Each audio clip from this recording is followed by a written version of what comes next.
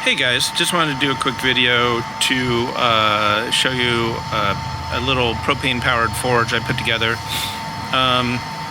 This forge was made mostly from leftover fire brick from a heat treat oven I put together a while back. And then, all the sheet metal pieces, for the most part, were just reclaimed from an old file cabinet. Anyway, the control, the propane control, this came from, I don't know, it's like a weed burner. I think I got it off of Amazon or something like that.